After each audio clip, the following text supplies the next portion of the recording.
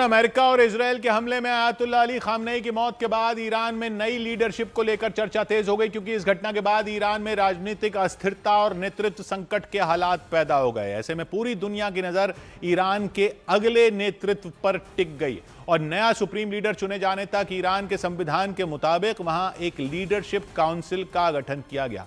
उस परिषद के सदस्यों ने ईरान के धर्मगुरु आयतुल्लाह अली रजा आरफी को अंतरिम सुप्रीम लीडर नियुक्त किया।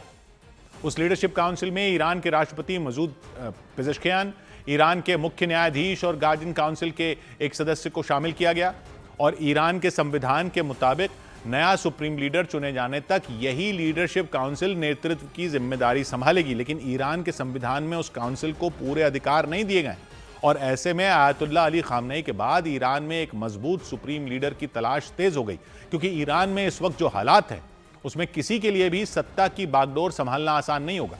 ईरान में नए सुप्रीम लीडर की रेस में 5 नामों के शामिल होने का दावा किया गया और उस लिस्ट में पहला नाम मुज्तबा खामनेई का है, जो आयतुल्लाह अली खामनेई के दूसरे बेटे हैं।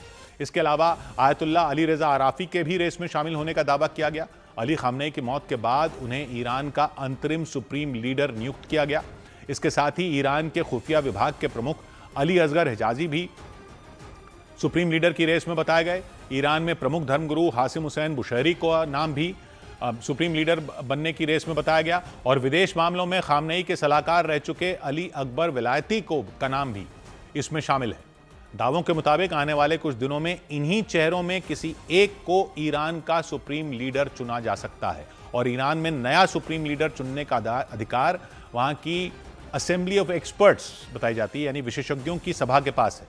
उस सभा में 80 सदस्य शामिल होते हैं, जिनके पास नए सुप्रीम लीडर को चुनने का अधिकार होता है। सुप्रीम लीडर को चुनने वाली इस सभा में शिया धर्मगुरु शामिल होते हैं।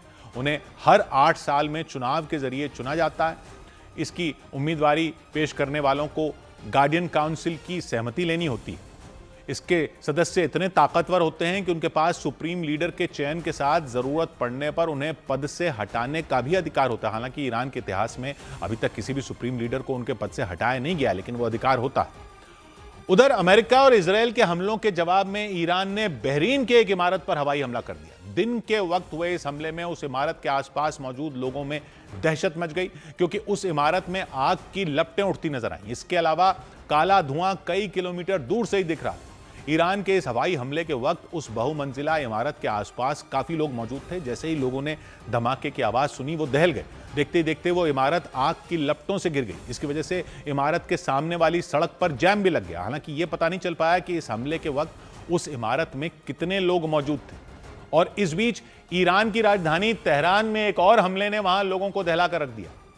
अमेरिका और इजरायल ने तेहरान के एक रिहायशी इलाके को निशाना बनाया और वहां मौजूद कुछ इमारतों पर ताकतवर मिसाइलें दाग दी और इस मिसाइल हमले में वो इमारतें किसी खंडर में तब्दील हो गई। उनमें एक इमारत की छत और दीवारें टूटकर बिखर गईं। इतना ही नहीं, उसके सामने खड़ी कई गाड़ियां भी इसकी जद में आ गई। तेहरान के रिहायशी इलाके में हुए इस भीषण मिसाइल हमले के बाद लोग भागते दौड़ते नजर आए। वहां दूर दूर तक सिर्फ कंक्रीट का मलबा बिखरा दिखाई दिया। इमारत के अलावा आसपास की कई दूसरी इमारतों की खिड़कियों और दरवाजों पर लगे शीशे चकनाचूर